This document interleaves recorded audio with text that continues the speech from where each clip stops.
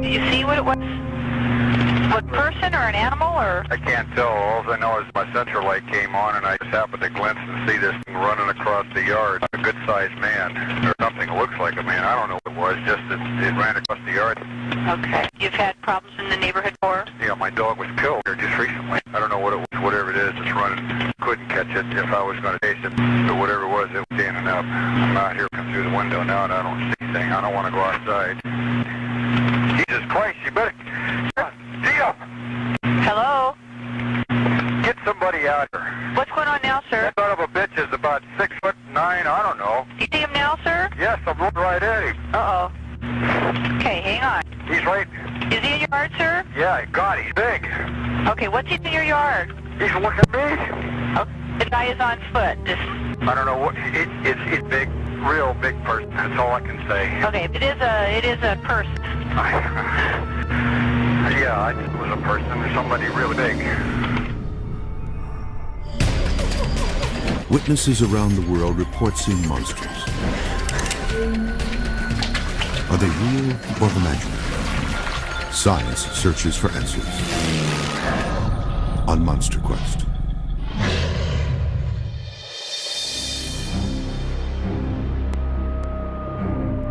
Bigfoot is one of the most widely recognized creatures in the world, yet the scientific community says it does not exist. There are reports all over North America, but the epicenter seems to be Washington State, with over 800 documented sightings. This thing weighed close to 400 pounds or more. It had an extremely pointed head. This thing was huge, 8-9 feet tall. This noise was like nothing I've heard before. I found 14.5-inch footprints.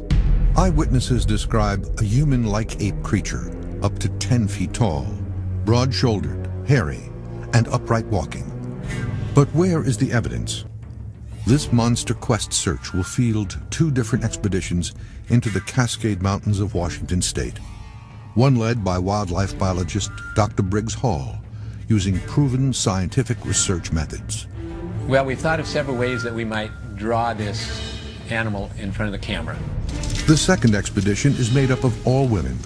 They have a more unorthodox plan to bring Bigfoot close enough for a photograph. I think that they respond to women differently than they respond to men. Monster Quest will also examine existing evidence and what may be the strangest Bigfoot print of all. The heel is much larger.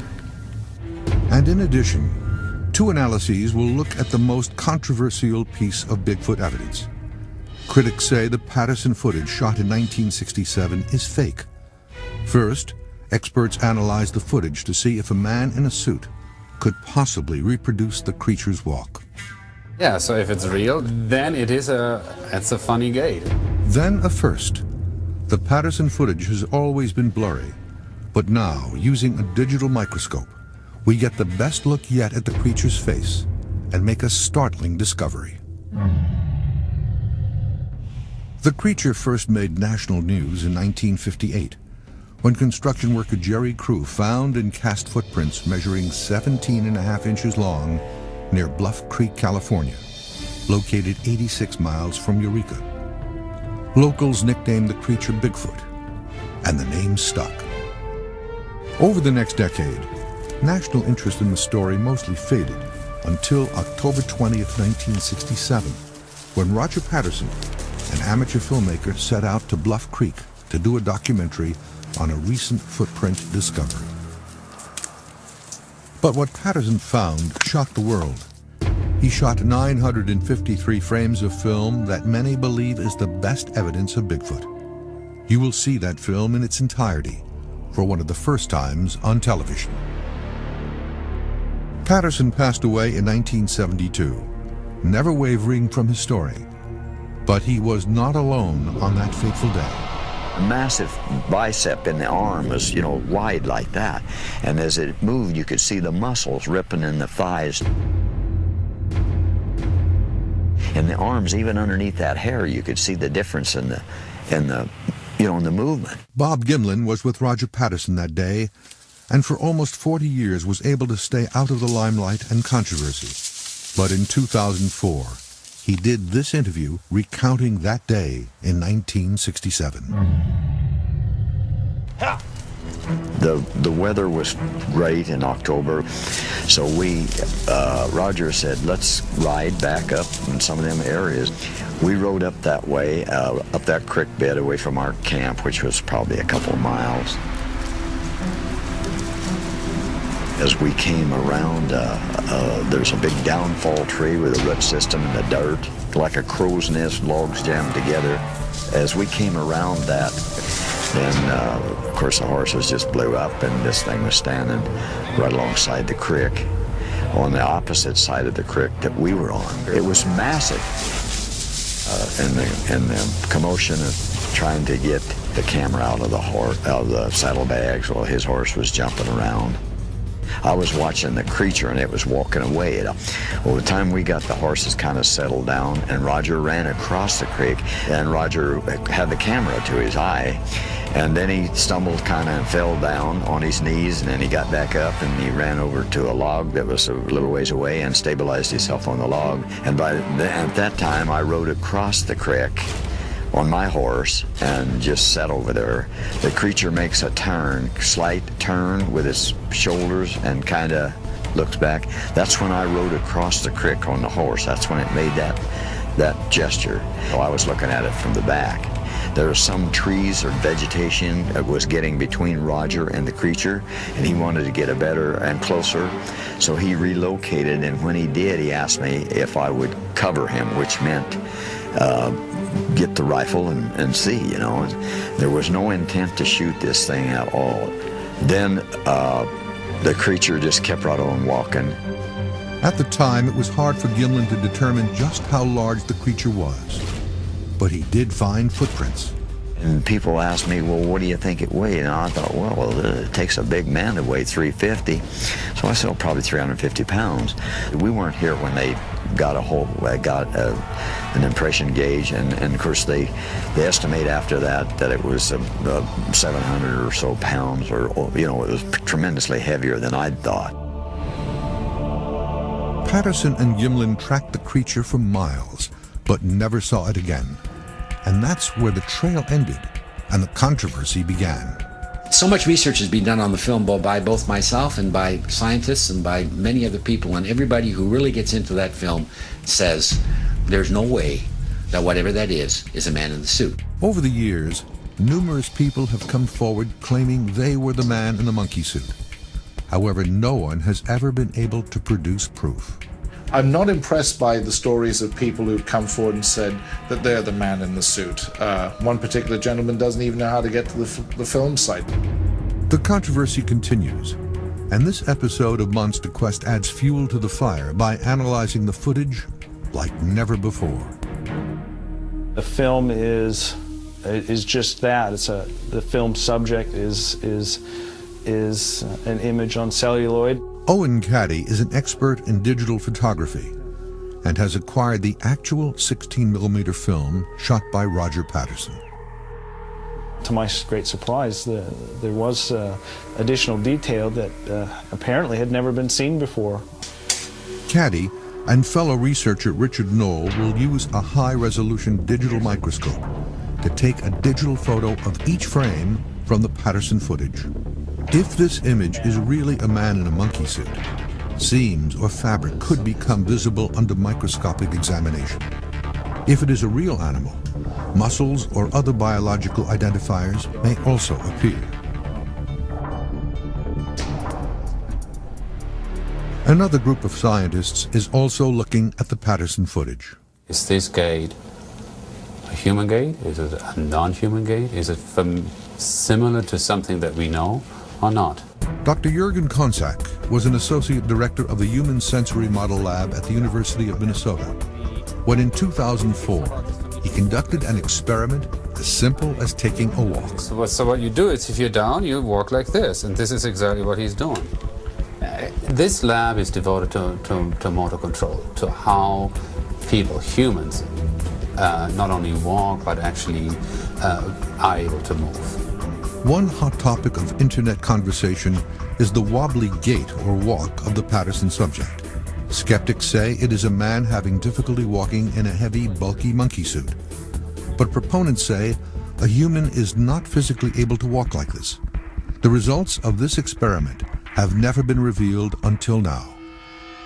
It seems to be, despite the size, a relatively smooth walk, and it doesn't seem to be like a lot of oscillations in terms of, you know, the center of gravity moving up or down. Using an optic-electronic camera system, Dr. Konzak plans to compare the gait of the figure in the film with that of a Swing your human. whole arm. Good. Now swing your whole leg. All right, there we go. Paleoanthropologist Esteban Sarmiento from the American Museum of Natural History in New York is joining Dr. Konzak in the experiment. Sarmiento has studied large wild apes in Africa. I am totally open-minded as to the question of Bigfoot existing in the Northwest. There has to be something to these reports. For the test, an athlete with good range and muscle control has been chosen. He will try to match the gait of the creature, while his every movement is recorded frame by frame. So what we have is these light bulbs that we've attached to some anatomical landmarks. They basically reflect infrared light that is sent out from LEDs next to the cameras. It's been reflected, and then the camera actually picks it up. The computer then reconstructs the points of light as a three-dimensional figure. Yeah, we see them all in all cameras, so that's good. His elbow, so this is fine, he has to just bring his Kinesiology is the study of human movement and is fundamental in developing treatments for problems in the musculoskeletal system. The question before Dr. Jürgen Konzak and Dr. Esteban Sarmiento is, can a human replicate the gait of the thing in the Patterson film? Is that okay now? Just let's check his legs and then I'll go up and bend his arms. Tiny bit? Yeah, try to straighten up the back just a tiny bit. Yeah, that's it. What we're going to do with this arm is we're going to just pick up your shoulder just a little bit. Okay? Yeah. Does that look a little bit better? Yeah. 3, 2, 1. Okay, lights off. Recording. Move. He's like a big plasticine. He's like a big plasticine doll. Right there, he's up. He's got his. See that? Yeah, he's up off the. Right there, he's totally up. That's, you see, like right there. Yeah, it's just like as high as he's ever going to come. Right. And now he's going to like actually bring his leg through. The most telling problem is in the subject's knee movement.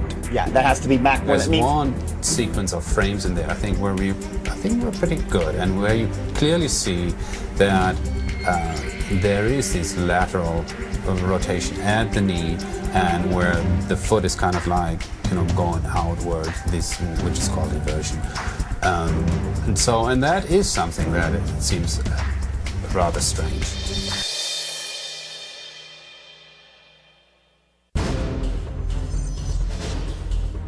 The unusual gait of the creature in the Patterson film has received considerable scrutiny. Skeptics say it is a man struggling to walk in a heavy monkey suit. But proponents claim it is impossible for a human to replicate the wobbly walk.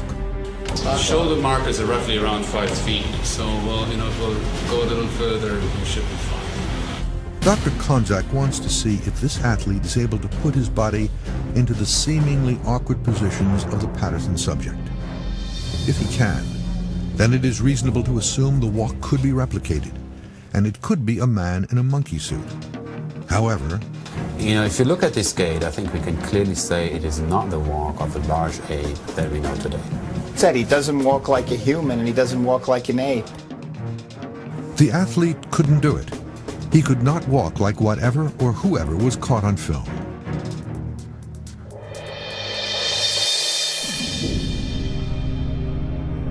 Another group of researchers believe they too have evidence of Bigfoot.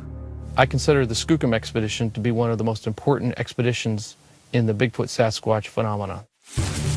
Alan Terry is a member of a group of Bigfoot researchers and wildlife biologists who in 2000 set out to a remote spot in the shadow of Mount St. Helens, Washington called Skookum Meadows to find evidence of the creature. What led us to the Skookum expedition site was a line of treetops that were snapped off as if in a trail. Apes are known to break branches to mark territory to ward off other males. Encouraged that they were on the right track, they baited a trap for the beast. They set out apples in a large mud wallow, hoping to lure the creature in and leave footprints as evidence of its visit. It worked. Some of the bait was taken, and a large impression was left behind in the soft mud. The impression looked like a large humanoid creature with very long flowing hair, and it was considerably heavy as it had left a very deep impression into the mud. The imprint appears to be the lower half of the animal's body, painstakingly preserved with nearly 200 pounds of plaster. As the animal reached for the apples, the forearm, buttock, and lower legs sunk into the mud, and they found hair detail on all parts of the cast. But the most revealing detail was in a partial heel print. There were dermal ridges, the tiny lines that make unique fingerprints in all primates. In Bigfoot research, we consider the Skookum cast to be one of the most important finds, probably second only to the Patterson-Gimlin film. The Skookum cast was found in a valley called Skookum Meadows near Mount St. Helens, Washington, located 150 miles from Seattle in the Cascade Mountains, and 330 miles from where the Patterson footage was shot in Northern California. I've been Bigfooting for a couple years now. Christine Walls is a botanist who is planning a new and unique Bigfoot search here in Skookum Meadows. I have a theory about Bigfoot, and I think that they respond to women differently than they respond to men. A woman has a more, like a gentleness to her. Our voices are higher, more lyrical. Based on the success of primate researchers Jane Goodall and Diane Fossey, Wall's entire team will be female. In fact, a man in the forest just probably puts them on guard, makes them a little wary. And I think that a female in the forest piques their interest. Walls will be joined by Melissa Hovey, Tracy Herigstad, Monica Rawlings, and Kathy Strain. Women report having more close encounters with this animal. There seems to be the theory that this animal could be attracted to the female scent. Are those overly ripe? They smell great. The team knows they must be much more than lucky. They will incorporate ape vocalizations and wood knocking, another well-documented primate communication technique. My goal is to make sure whatever we're doing is scientific. We find any kind of evidence that we're collecting it in a scientific manner so it can be analyzed and not contaminated, such as DNA or hair or, apple bites that might be preserved that shows us teeth, those kinds of things. Another technique the team will use to draw the creature in on this expedition involves a less conventional approach. We sing Christmas carols and lullabies, mainly because those are the lyrics that we know.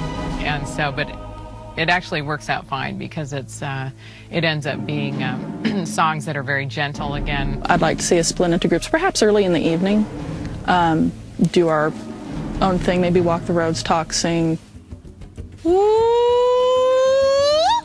And then later in the evening, meet back at camp. Perhaps it would follow us in. In the event there is any activity at night, the women will be waiting with an array of low-light cameras. Trying out various camera systems, infrared, thermal, and starlight technology. And Skookum Meadows is just right. The two hills that come together, I believe it's right at the bottom of the hill to the left. This spot has a long history with the beast. Paul Kane was a traveling artist, capturing scenes across the northwestern frontier in the 1840s.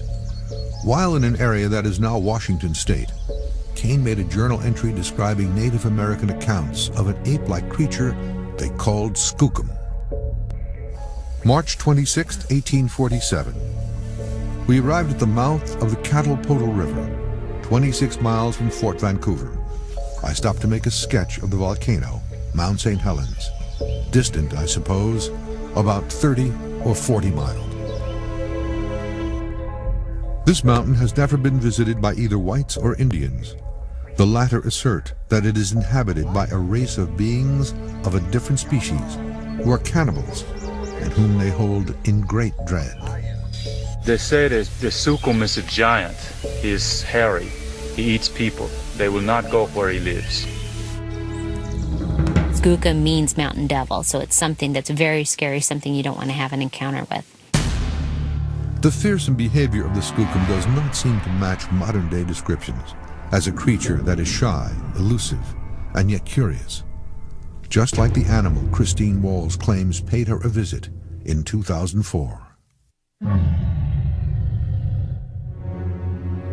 I hear at the corner of the tent that something is touching the top of the tent.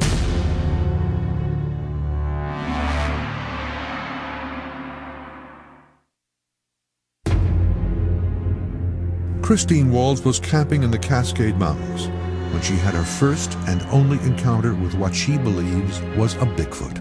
It would like scrunch the tarps together, and I could hear it, and it was moving from side to side, and then it would step on it again, and then it would go away. It would go away for maybe several minutes, and then it would come back, and I'd hear the stepping on the tarp again. I'd hear it scrunching the tarp again. It was really having a great time. Walls never felt threatened. It was more like a curious encounter. She never got a look at the animal, and it left as suddenly as it had arrived. But this time, Christine will be prepared. I've got all of my tape recording equipment inside the tent, and so hopefully we'll have some activity tonight. We'll go ahead and set it up and see if we can't align it to make sure that it's pointing in the correct direction and it's at the right height off the ground. Motion-activated stealth camera traps will be positioned over bait throughout the area.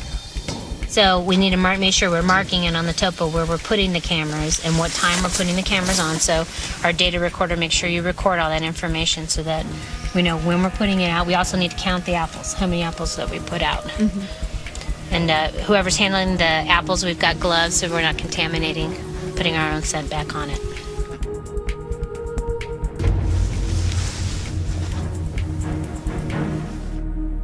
The next morning, they search the area and make a discovery just outside the main tent. Possible tracks here. Okay. Possible heel, toes. All right. And here. Let's measure them. Let's measure them out. Okay. Now do this. Length is approximately 15 and 3/4 inches. Length on this one, about 14. The prints appear old and weathered, but the outline is clearly visible. For you since I left my gloves on. Let's go, girl. Melissa and Monica cast the footprints for later analysis, hoping they may reveal derm ridges or other details that might reveal the animal that made them. Footprints, they appear to be large, bipedal, barefoot type prints. We haven't finished analyzing. I haven't seen the cast cleaned quite yet, so we'll have to judge from there what those will look like. At the very least, they believe they are in the right area. Properly cast impressions can leave revealing detail, but determining what left the hair and bony imprints is another story. Some experts believe the Skookum cast could have been made by a known animal. Yeah, I'd like to be particularly interested in seeing that of an elk. Dr. Darius Swindler is a primate anatomist. He wants to do a comparison between an impression he made of the lower leg of an elk and what is believed to be the same anatomy from the Skookum cast. Elk frequent mud wallows to cool off and deter insects, and when lying down, an elk might make an impression similar to that made by a large primate. But there is some similarity, I must confess. I'd like to be able to dissect this and just see how much of this is the muscle and how much is tendon. Owen Caddy is joining Swindler to see if there is anything in the cast that might cause the wobbly walk or slumped posture seen in the Patterson footage. They focus on the Skookum leg cast. Angle here is very different. Slope. Yeah, I mean, there's been some talk of maybe this is a feature from a slump, but Yeah, nevertheless, that's what I was wondering before. this is concave and Yeah. this is convex on the elk. Yeah. And I don't know that a slump would totally change it from a yeah. concave to a convex surface. Yeah, that's a good point, really. Mm-hmm. The other section to show a substantial difference is the Achilles tendon. Again, the shapes are quite different. Mm-hmm. Oh, this is much more vertical. Yeah, much more vertical, rounded. The differences between the two specimens would indicate that the skookum impression was not made by an elk. But what about a primate? According to Swindler, the thick matted hair detail is not human, and the size and shape of the leg does not match any other known primate.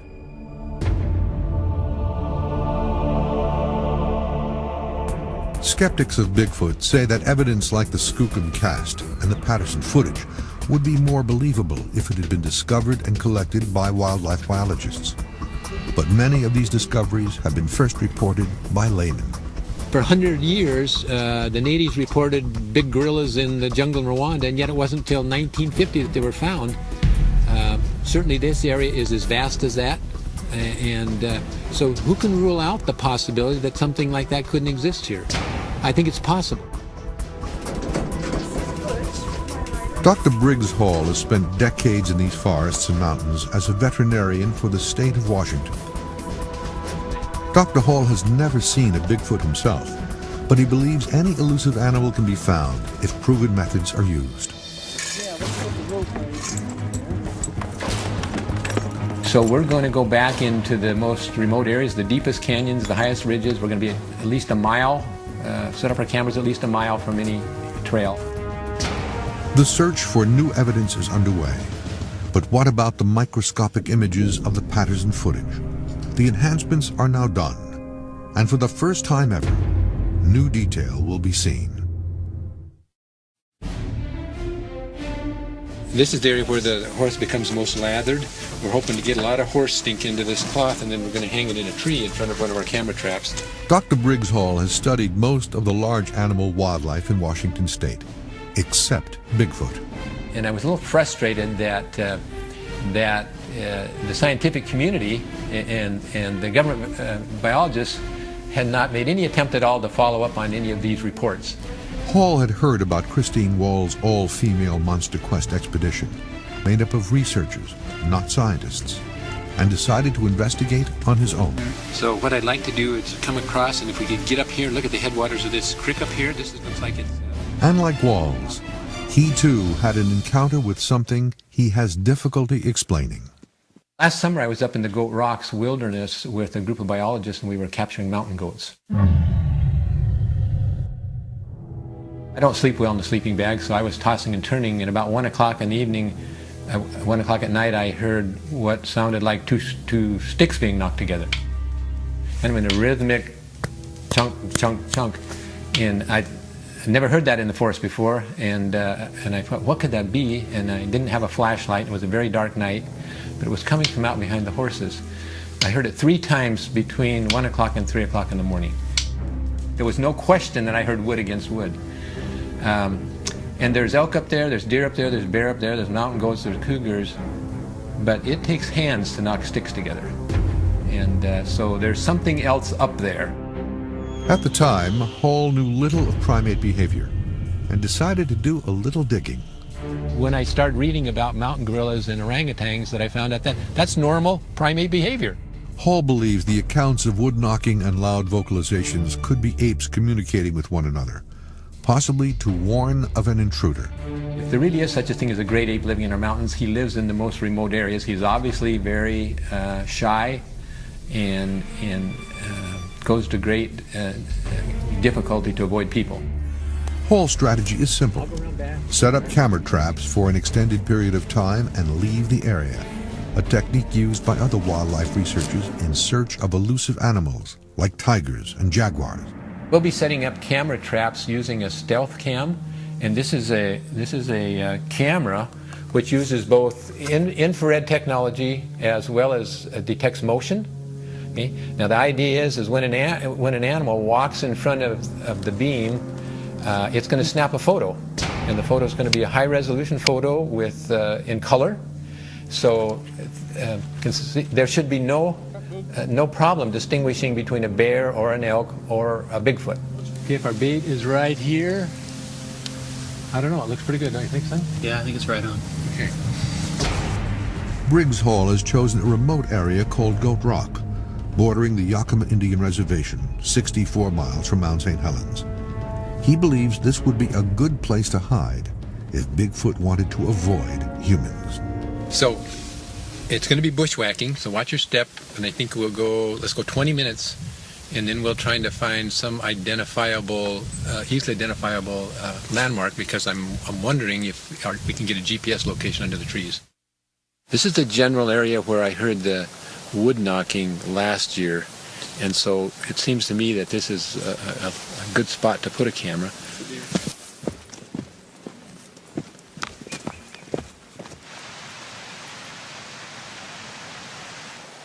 If Sasquatch really wanted to find a place to go where he could avoid people, this would be the perfect habitat. You know, the areas where I want to put the cameras are quite spread out. So we're going to be hiking for 4 or 5 miles to the south and then 4 or 5 miles to the north. We're going into some really deep canyons, and we're also going to set a camera clear up in the scree on the very high ridge.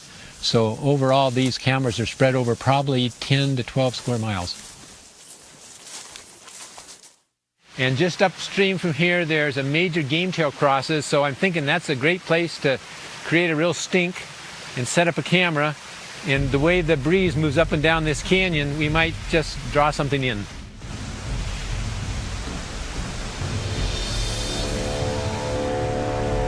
The batteries will allow the cameras to operate for approximately 30 days, at which time Dr. Hall will return to retrieve them before elk season begins. Look at the beam. Okay, I'm going to try to get the laser beam to hit right in those trees, okay?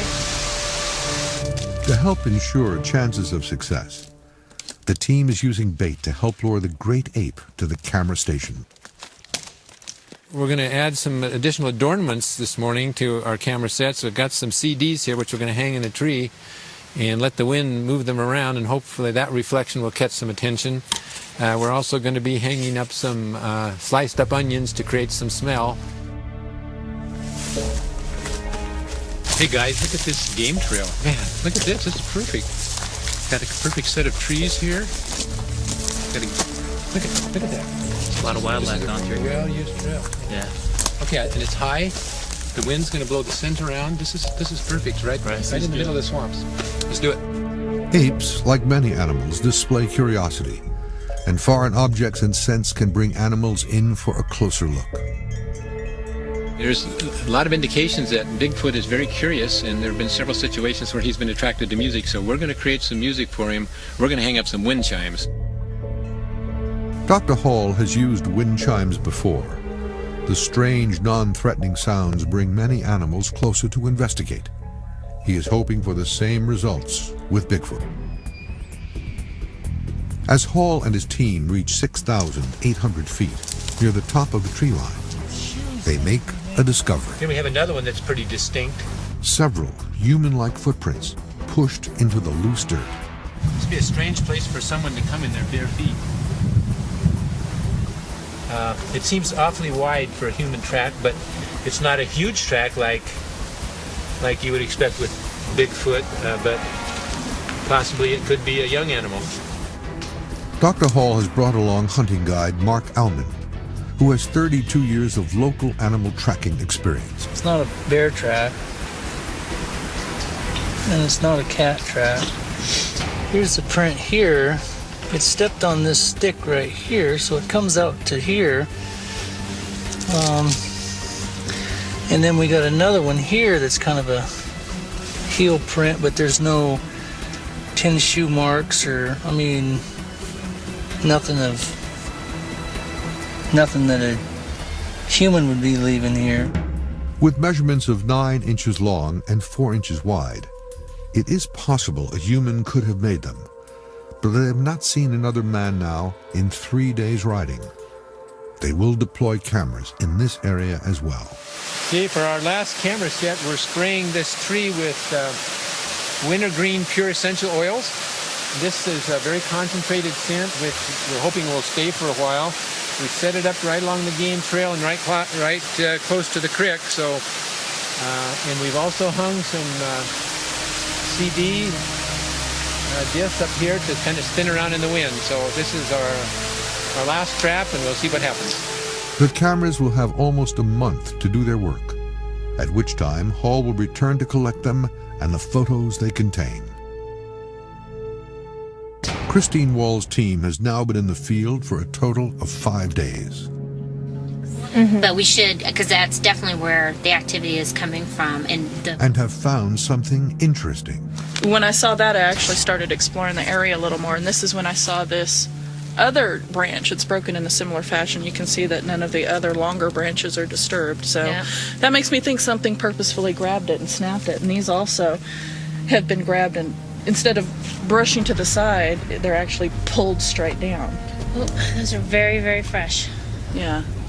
So this is a really interesting bedding site because you can actually see where this grass has been just pushed down and bedded, and there's obvious branches that have been laid down. There's no way that elk take branches off of trees and move them. I mean, if an elk breaks a tree limb, it's going to be right where the tree is. Or bear. There's not these did not come off of this tree. This came from a different location. Something carried it here. However, there is no hard evidence of what made the nest. But having collected their camera traps, the team finds something has triggered the motion-activated cameras. It's 4 pictures. If the stories of the legendary Bigfoot are to be believed, this primate is nearly 8 feet tall and walks upright. And most eyewitnesses say it looks like this creature captured on film in 1967. This man was there when the film was shot. This man believes he made a body cast of a Bigfoot. Whatever made the impression was indeed very, very heavy. And this experiment concluded the walk of the subject in the Patterson footage is outside the range of a human. Months to Quest followed 2 expeditions in Washington state as researchers and wildlife biologists made an effort to find evidence of Bigfoot. Dr. Briggs Hall put out baited camera traps in a remote area where humans do not venture. Time for the payoff. We're finally going to find out if we got pictures. Mark, it says we've got 48 photos on camera number 4. Well, you know, after a week of hard hiking and 30 days of the cameras being in place and a long, long day and part of a night on horseback, we're finally going to get a look at what's on these cameras. Dr. Hall's cameras collected over 90 images during the 30 days they were in commission. I would expect that we'll get some elk and we'll get some deer and maybe we'll get a bear too, maybe a coyote. And if we were incredibly lucky, possibly a Bigfoot.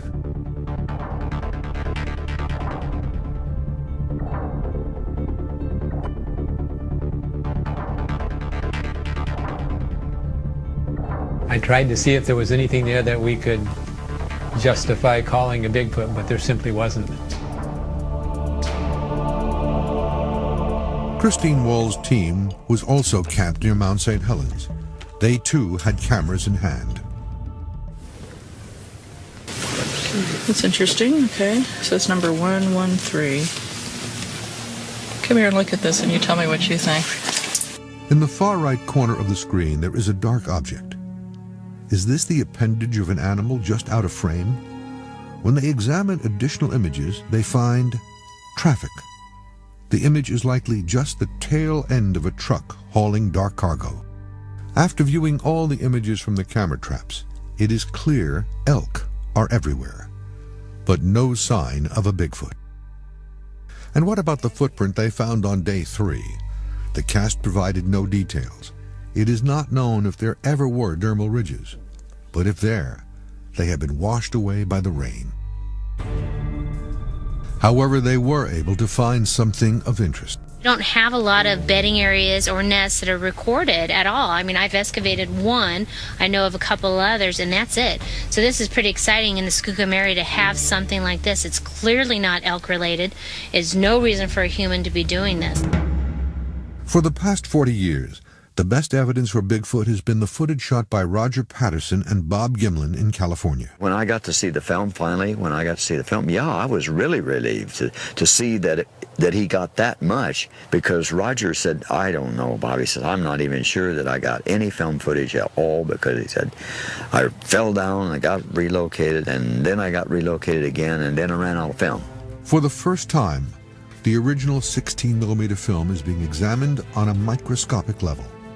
Researcher Owen Caddy used a digital microscope to take pictures of individual frames of the film.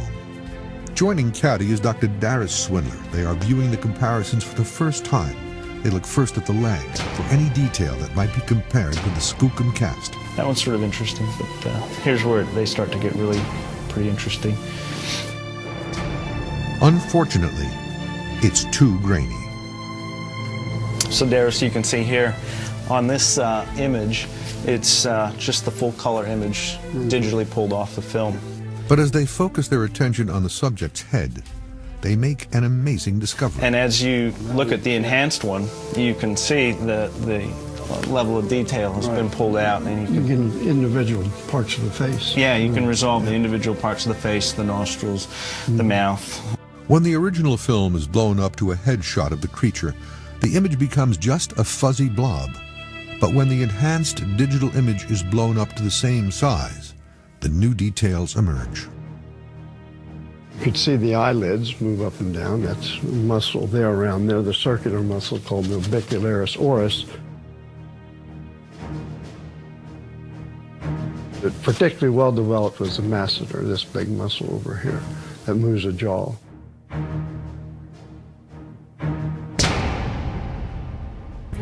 And this is the most interesting sequence of the mouth opening and closing. What's interesting in that it shows the movement of the mouth and the sides of the face and the lips. So there's quite a bit resolved, and there's actually a lot of detail that is consistent from frame to frame, and you get a consistent facial morphology looking at multiple frames. People have often thought of the film subject's mouth as being higher up than it actually is. And you see how that can happen too. Yeah, exactly. Yeah, here's a picture of Pan, a chimpanzee, and you think that the mouth is actually where this dark line is, but it's actually below that in the deep shadow. There's a similar analogy here. Yeah. That's a good one. Comparison. If it had been a mask on some animal, a human or something like that, it was a well-fabricated mask, I'll say that, which I sort of doubt now, more than I would have back in those days. I don't see anything that stands out and glaringly says fake, you know. The way the mouth can move and even makes facial expressions that are similar to those of chimpanzees, like the compressed lip display. You know, I don't know who would think of that.